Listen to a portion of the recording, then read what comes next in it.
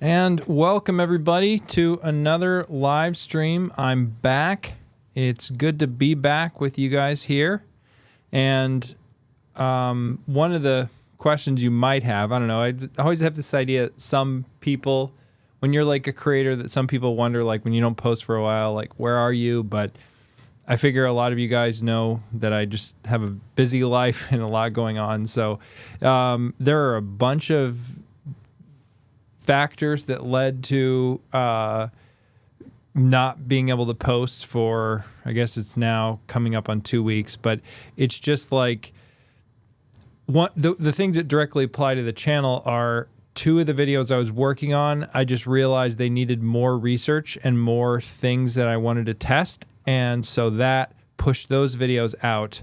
And then there are also another couple of videos that I've been working on that are for products that have not been released yet, which is always exciting, but I can't talk about those yet. And so, you know, in the coming weeks, you'll see a bunch of these things come out. But I've still been, maybe with a little bit less time than usual, spending time on making videos for you guys. And it's also have a long list of shorts I want to get to, a lot of fun products I want to talk about in short form.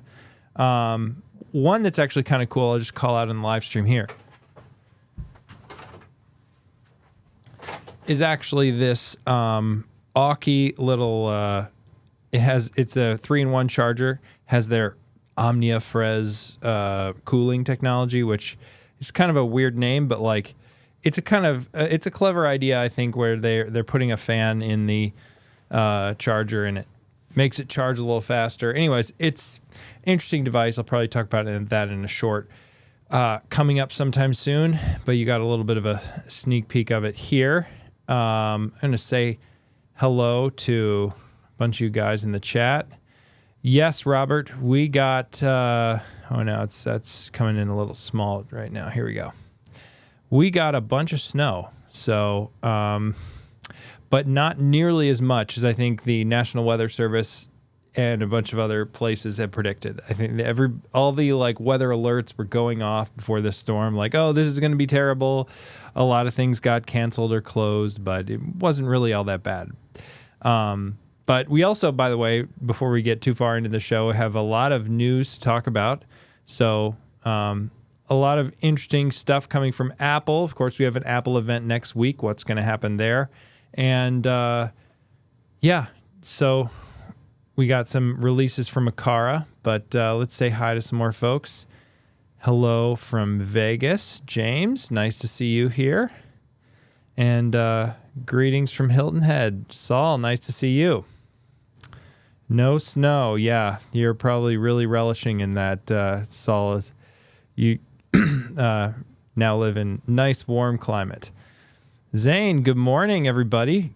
Thanks for tuning in. I know you're very far away usually, Zane. So it's fun to have people tuning in from all over the world. And hello from Troy, New York. Garrett, nice to see you here.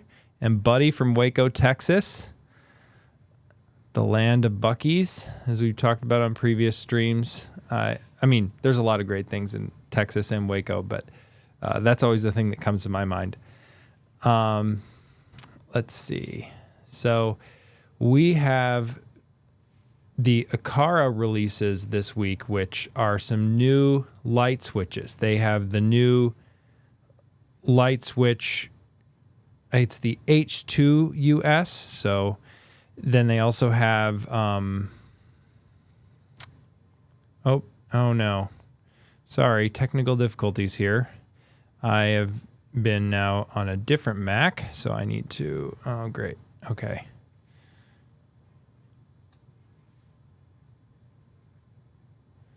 Okay, let's see if this works again. I did not test that. There we go, good. Okay, back to this. So Aqara released some new switches, and I think they are pretty cool, but not a huge upgrade from what they previously had.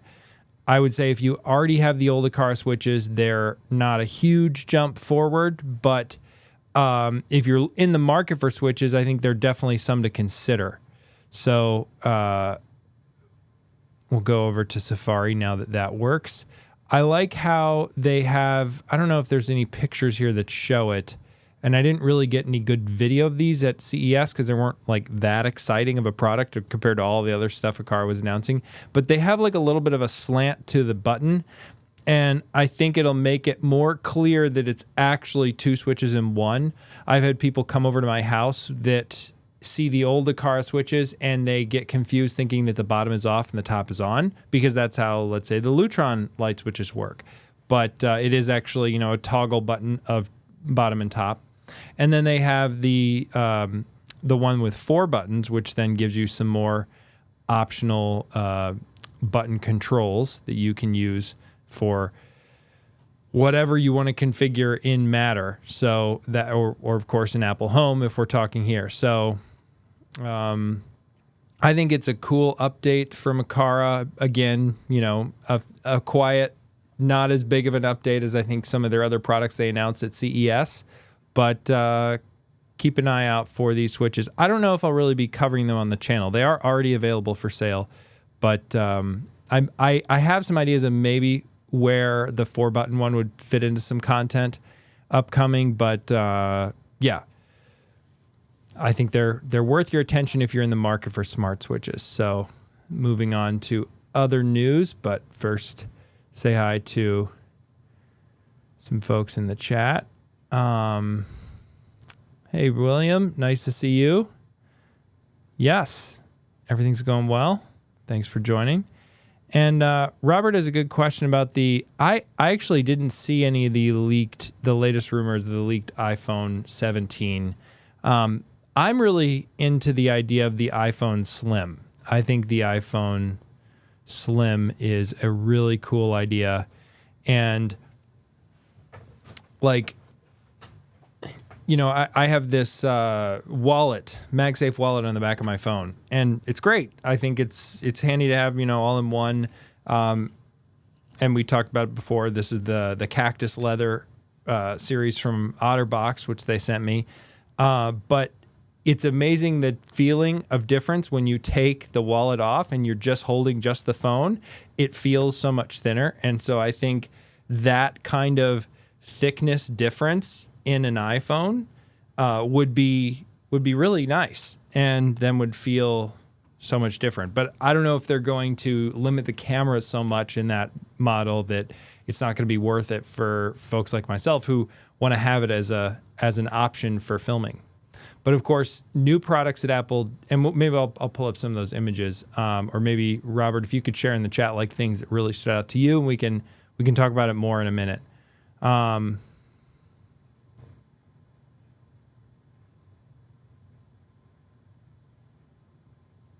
Oh, cool. Zane is 3D printing a case for while mounting a 12.9-inch iPad.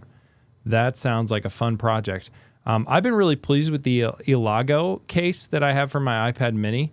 And actually, well, I can't really show you guys this right now because it's like something I'm using, and I didn't take time to set up my second camera to show you. But I actually am mounting my 12.9-inch iPad right now on one of these, I think you could say they're named Kuxiu stands from Amazon. It's like a mount that you can put. They work for the iPad Airs and M2 and M4 iPad Airs and iPad Pros. So it might not work for your specific 12.9-inch model. But it's a cool idea where then, because of that accessory port in the back, it can charge the iPad and it just magnetically docks on there. And I'm using it as a sidecar display right now, so I can have more of my live stream stuff up right below the camera. But I use it for all kinds of things. And I'll be probably covering this a little bit in upcoming video. It's part of what made my wall-mounted iPad thing mean like, oh, there's some more things I want to play with here before I make the video. So, and I really want to get to the Apple robotics, which is what I added to the title here. But we have a new product from Apple that came out this week, and that's the Powerbeats Pro 2. As I've talked about in the live stream, I'm in the past, I love headphones. I could probably make a second channel just about headphones. I did not pick these up. Clearly the hype is very strong with these. MKBHD said a lot of great things about them. They have a built-in heart rate sensor. They're priced about the same as AirPods Pro 2, although AirPods Pro 2, given that they've been out longer, are usually on sale for much cheaper. But yeah, I love the orange color. It's just a really cool, having orange headphones. But I have resisted picking these up so far. Been responsible this time, but we'll first see. Launched in 2010. Oops, it's making a lot of noise, but yeah, they look like a really cool pair of headphones if you're into athletics and just doing things that AirPods Pro wouldn't work for. For me personally, AirPods Pro fit my ears really well, so I don't have a need to do any kind of extra stuff there with headphones that are specially for workouts. I just wear the same AirPods Pro I wear other times, and it's fine. I actually am realizing too, for you guys on the stream, you don't have a overlay of my video, so I need to change that really quick.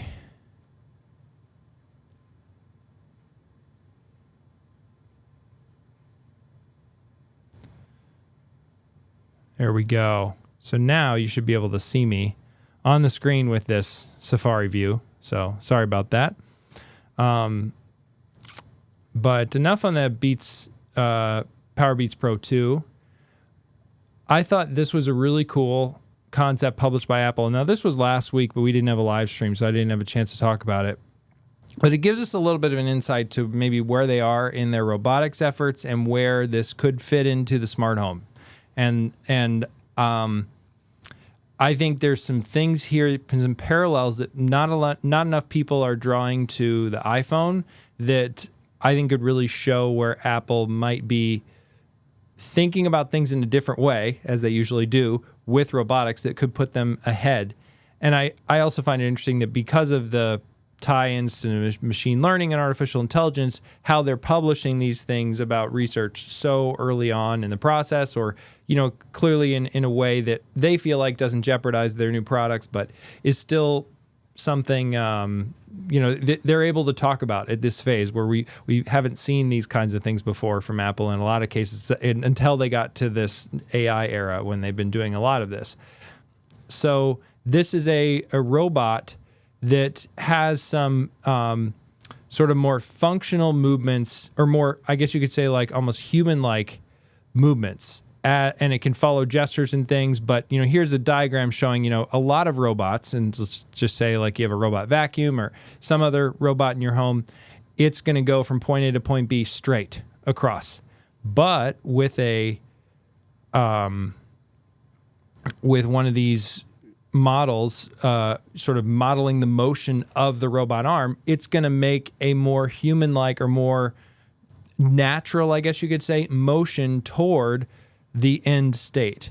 And it looks really cool when you see a lot of these video examples where it's going through. And the one I thought was really neat was when the robot asked it, or the person in the video asked it the weather. Where was it? Was this one?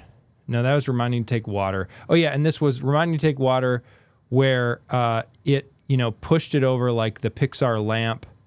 I'm having trouble. Yeah, here, just time to take water. Pushes it over, almost like the Pixar lamp, if you've seen that from videos. But like, yeah, see, like it's the person's asking about the weather, and the robot looks out the window. And it's just natural, right? Like if you're a human and you ask about the weather, you might look out the window as part of saying it, or while you're a robot and you're loading the information from some data source. So I thought that was a neat example. The other thing that's kind of briefly showed in a few different places is just the ability of this robot to project onto surfaces. And I thought for a lamp to also be a projector is a really cool idea for UI, where it could be a smart display of sorts, but maybe you could assign different parts of your room where it could project information to show you.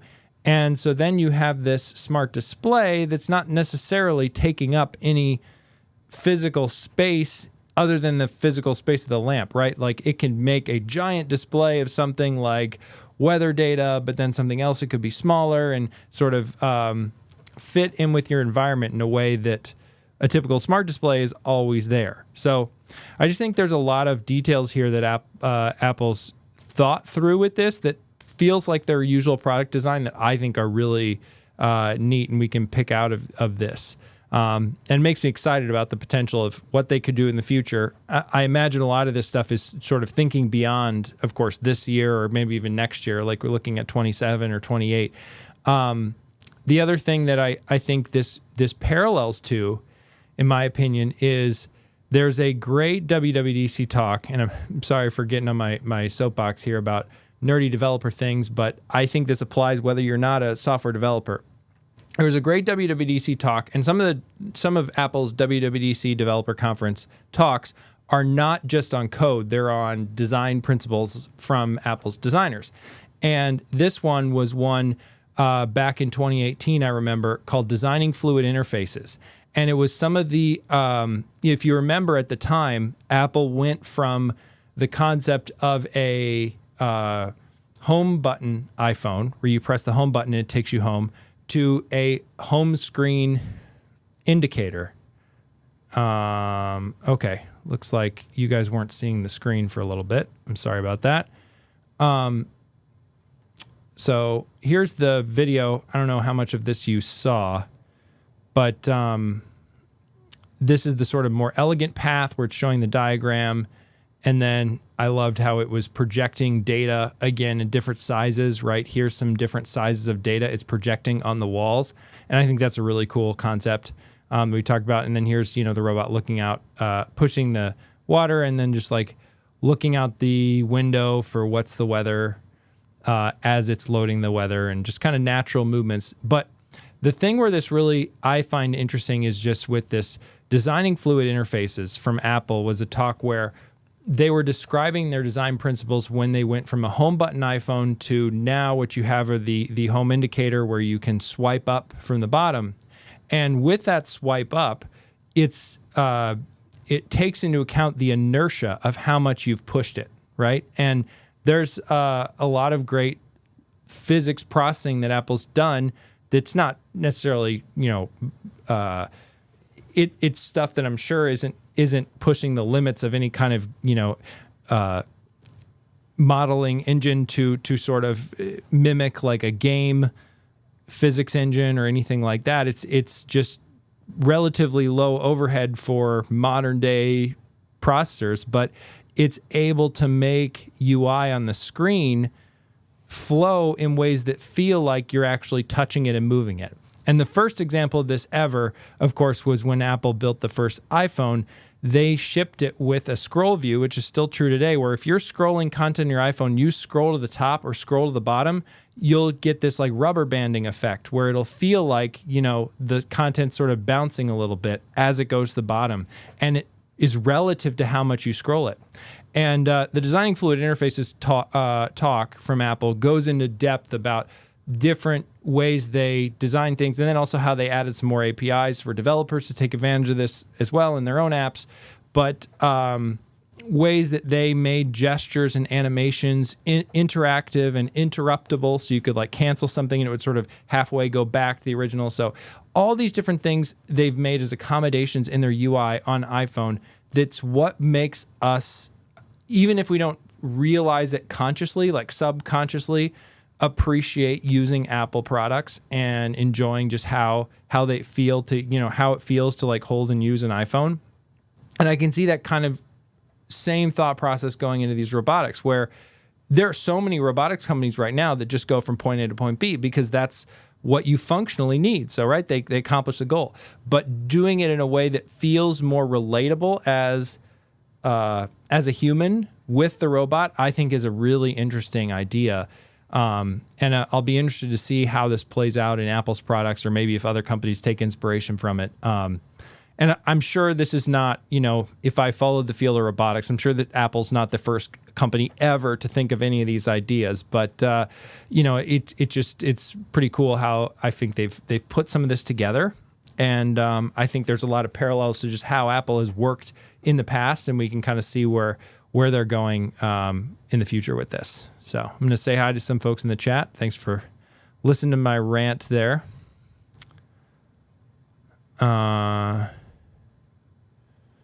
Good question from Jimmy. Oh, Robert, thanks for joining. Nice to see you. As well as Eggers Home Tech, another great smart home channel here on YouTube. Thanks for joining. And speaking of smart home channels here on YouTube, next week on the live stream, we will have special guest Shane Watley will be joining us. So it'll be a joint live stream between myself and Shane here on my channel. And I think we'll have lots to talk about next week. So it should be an exciting week. Of course, we have the Apple event that I mentioned at the beginning of the show. So and maybe other news. So really excited to have Shane on as a guest. So be sure to tune in next week if you can. And of course, there's the recording afterwards. And I see your question, Jimmy. We'll get to that in just a second. But hey, Chris, thanks for joining. Nice to see you here. So, question, does anyone make smart toggle switches? I've only seen smart rockers and smart buttons or dials, but never toggles other than devices that make a dumb toggle smart. That's a good question, Jimmy. Yeah, because there's the Lutron Aurora dimmer, which goes on top of a toggle switch. And I think one of the reasons initially is because a toggle switch so clearly shows the off and on state, and there's no way, well, not no way, but it would be difficult for someone to build a switch that does that with a motorized movement, right? So,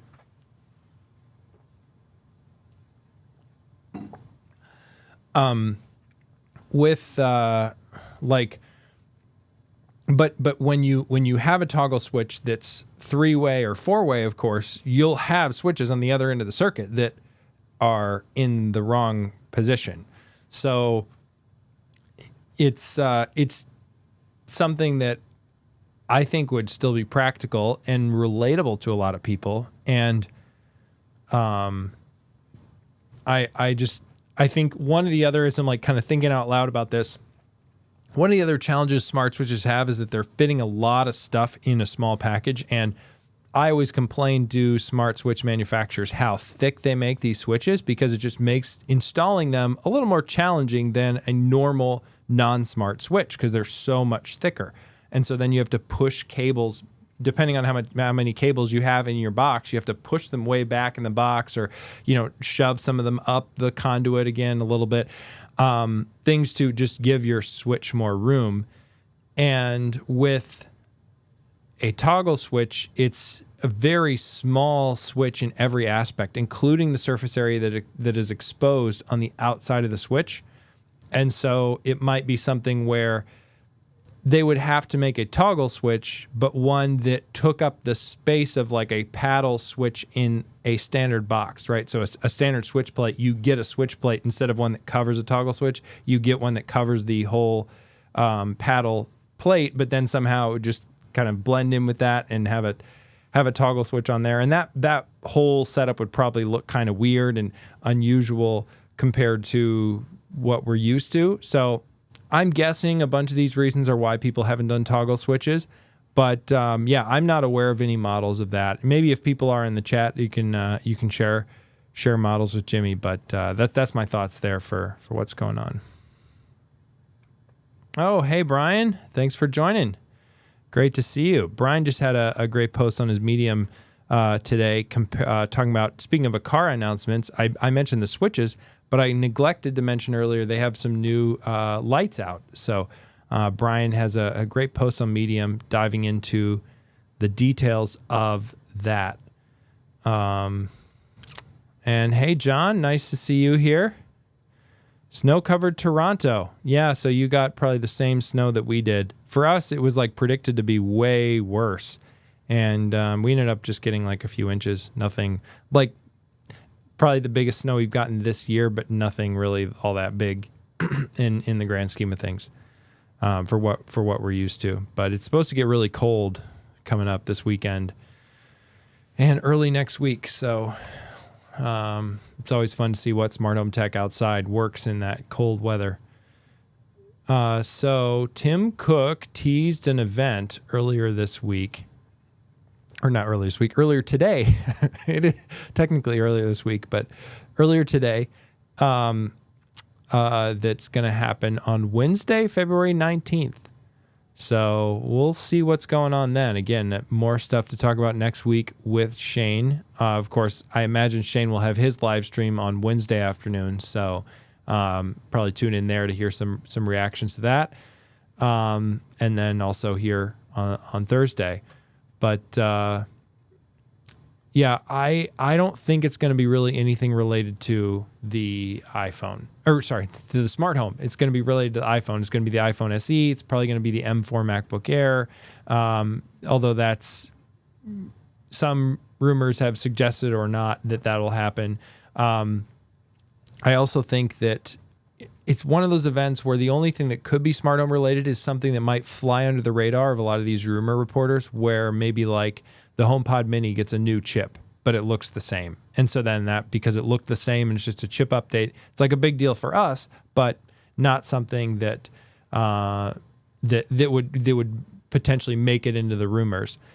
Even though a HomePod Mini refresh is rumored. Another concept could be a similar idea with the Apple TV, right? So Apple TV gets a new processor or something like that, new update.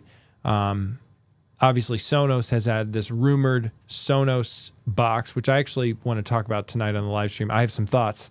This is what I get. This is what you get for me not being able to publish a video for a while. I have lots of thoughts that I want to get off my chest. But it could be that Apple wants to introduce a new Apple TV like right alongside or around the time Sonos might be doing their own box. I don't know if they have a product ready to go, if Apple does. But the Sonos thing, there's some things about the way that Sonos does music that I think they could apply to TV and makes me really excited about the potential of a Sonos streaming box. Of course, the rumors all indicate that it'll be the first thing to enable Sonos to sell you stereo speakers for home theater sound, which would enable lots of cool surround sound setups and stuff that, that's a whole other topic that we don't have time to get into really. But with the streaming with the streaming music platform, you go and open the Sonos app, and then you tell certain speakers to play something, and then you close the Sonos app, and there's nothing about that music being played on those speakers that's on your phone at all. And AirPlay 2, I think, from my understanding, changed some of the protocols. So like when you go into your phone and open Apple Music and say, I want to play this on this HomePod, right? The HomePod itself is doing the streaming. It's not like your phone streaming it to your phone and then over to the HomePod. Like the HomePods picking up on some kind of stream, I think, in most cases. Again, I'm not 100% sure on all the details, inner workings there, but that's my basic understanding of it. And so Apple's moved in that direction like what Sonos did. So then you can turn off your phone and the AirPlay stream on the HomePod is still going to go. But I would love to see that same idea applied to TV, where you could say, open the Sonos app and then choose a TV you want to play content, find the content on your phone, choose the content, close the Sonos app, boom, your TV turns on in that part of your home and start showing the content.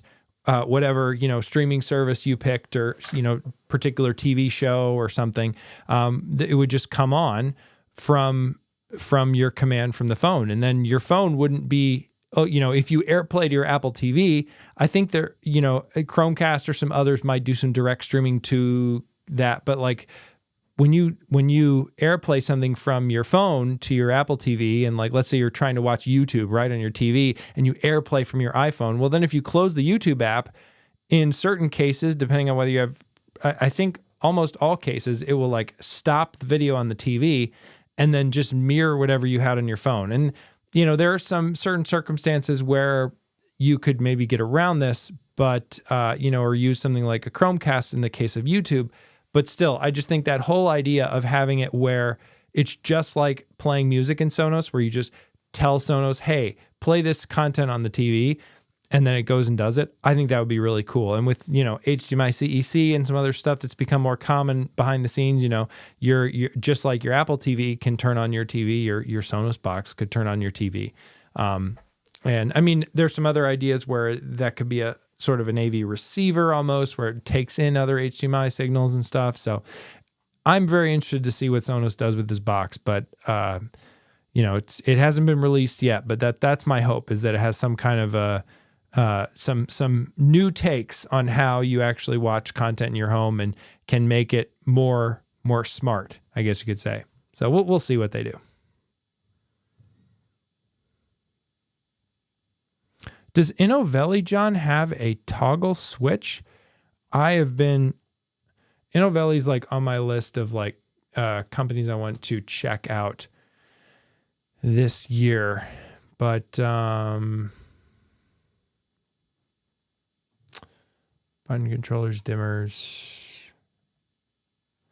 No, I switched the wrong thing. They have really cool marketing, by the way. I always love their website is so cool, but very cool website. On off maybe. Yeah, see, these are cool switches, but yeah, maybe I'm misreading the chat. It is, I have not tried these, but they've been highly recommended by so many people to me. But they don't have, again, that toggle switch design where you have that like little paddle or little thing sticking out of the switch that you can flip up and down. And if you have a lot of non-smart toggle switches, then I can understand how going with something that matches those would be kind of nice. So yeah, we talked about the Apple event and we talked about the robot and the Sonos box, lots of different things. Are there any questions to get to in the chat? Yeah, I agree. You know, you guys are talking about the price of, I think Innovelli switches, or they are expensive. So is Lutron. It's getting smart switches is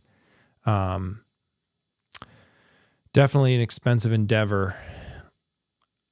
So Apple acquiring Sonos, Robert, I don't know.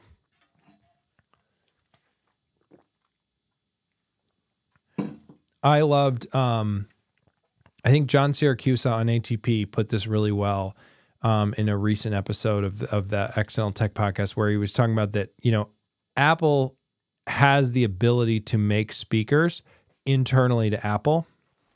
And I think that, you know, the thing with acquiring Beats is that Beats was such a different brand and such a different thing than Apple already had.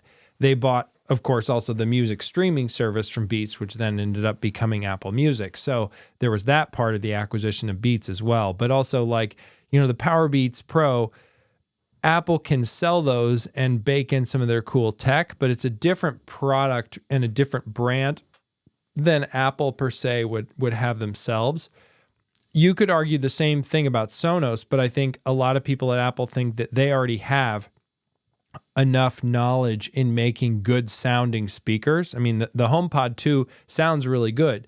I don't think it sounds as good as some of Sonos's speakers, like the Era 100, but that's a personal preference. And, you know, Apple's clearly, I don't think they're focused enough on home audio to make Sonos a logical acquisition for them.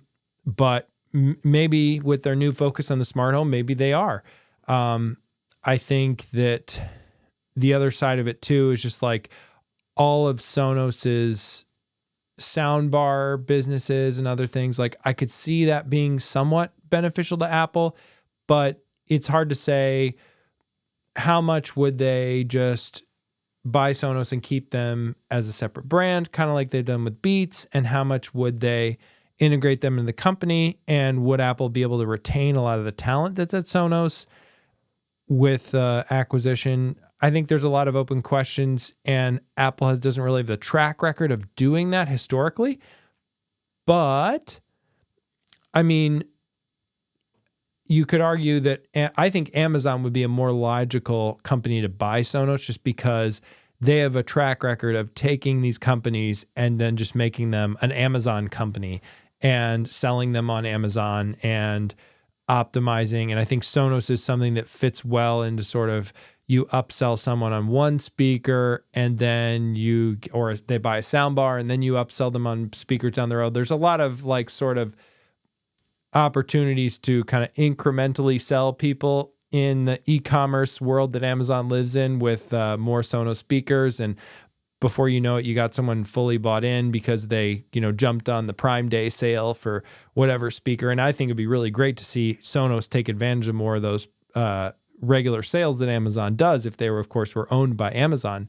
But yeah, I don't know if Sonos is, they're in trouble to a certain extent, what we can tell from the outside. So maybe an acquisition makes sense, but I would be very excited to see Apple buy Sonos, but I just don't know if it would end well for both companies, and if both companies would get something where it's like 1 + 1 = 3, because that's ideally what you want in an acquisition, where like the two things combined become so much more valuable than they are individually. So yeah, I don't know.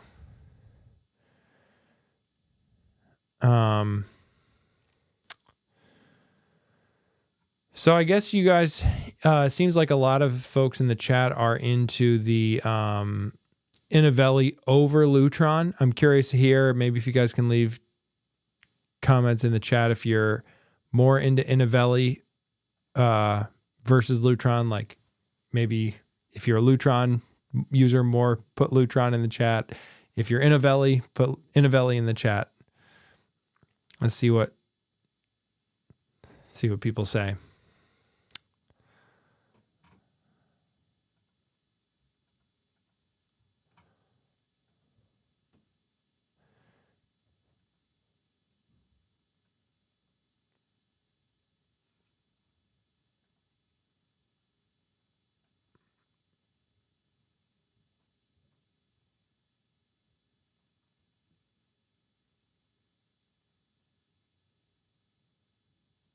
All right.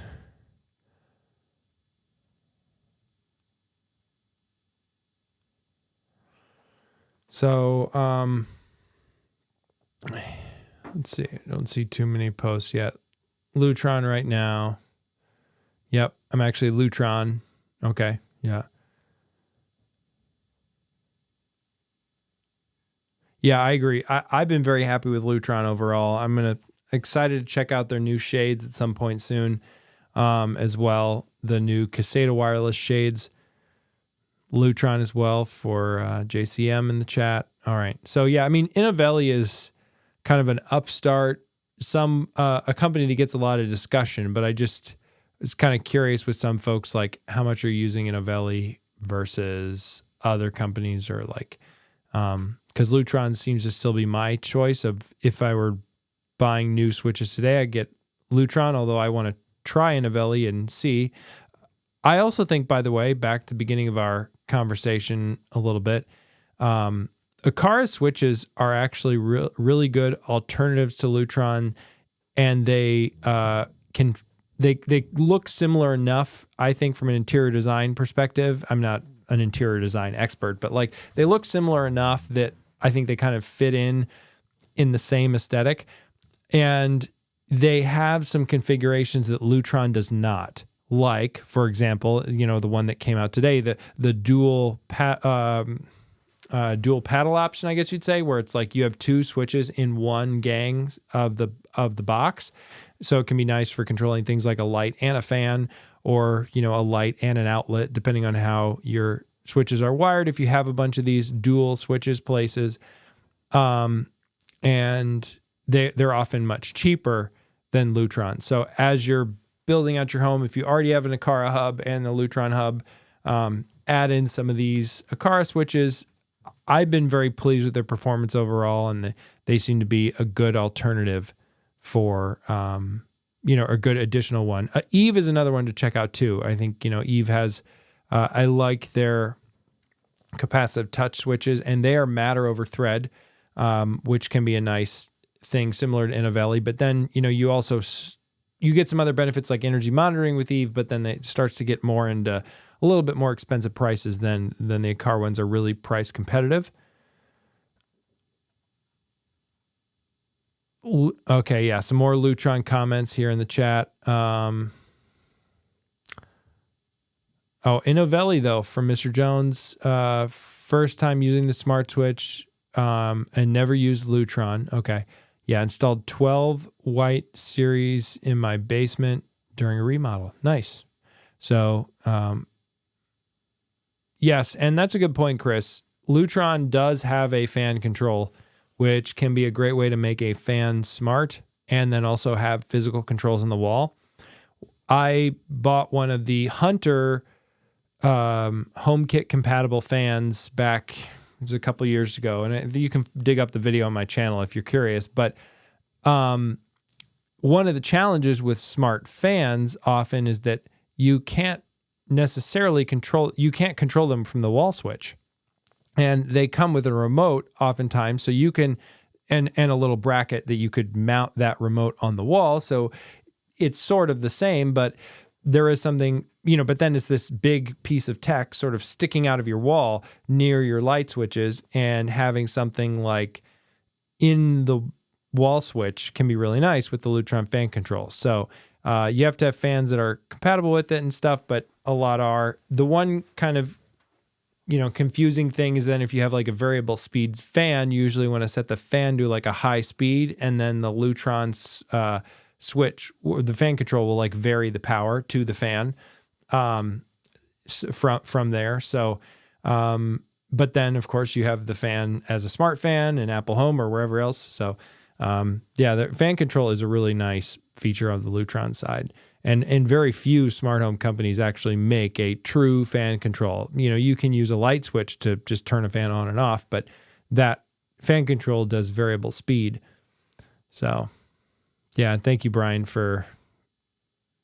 the Innovelli also has a fan switch? Thank you that's good real-time fact-checking from Brian. So thank you, Brian, for that. Let's see. Shop... Go over here and pull this up. So yeah. I don't remember when smart fan switch. So the white series is their matter over thread, as Mr. Jones was mentioning earlier.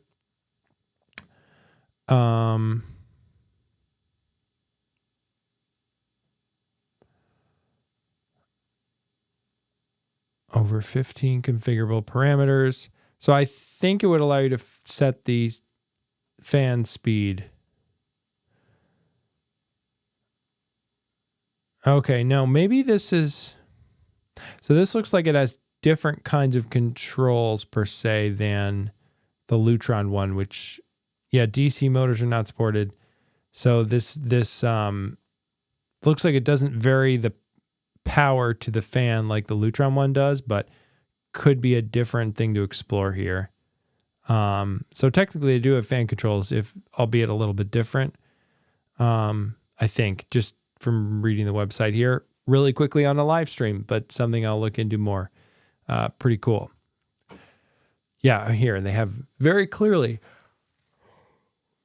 at the top, AC motors only. But yes, with that, just bought a bunch of new Lutron fan switches on eBay for $31. Oh, cool. Nice, Saul. Saved some money there. So that's always nice. And with that, I think we're going to close out the stream here. It's been fun talking to you guys here on the live stream. And we'll see next week with the Apple event, what that brings. Probably lots to talk about. And as far as videos to end out, because if you have tuned into my live streams in the past, you know that I leave you with a YouTube video that's worth checking out. I would say that Designing Fluid Interfaces talk from WWDC 2018, it's a little dated, but kind of a cool talk, even if you're more just into like software design or development, even if you're not necessarily into like native Apple software development. Some cool ideas there that I think are worth considering. But I'm going to leave you with a video from Peter McKinnon, because he recently did a video on some notebooks he used for habit tracking and just some cool ideas he has of ways he uses Field Notes notebooks, which are designed in partially designed in Illinois, in the Chicago area. They have a big warehouse here. I've been to their headquarters here in Chicago. It's a very cool place. But yeah, anyways, he talks about Field Notes and some other notebooks and stuff. Just a fun video from Peter. So, there we go. So I'll put that in the chat. And then in the description, if you're watching this later. So, oh yeah, thanks Bill, and thanks John, Brian, Jimmy, all the kind words, and I'll see you guys next week. If not, I think I probably have a video before we have a live stream next week. We'll see.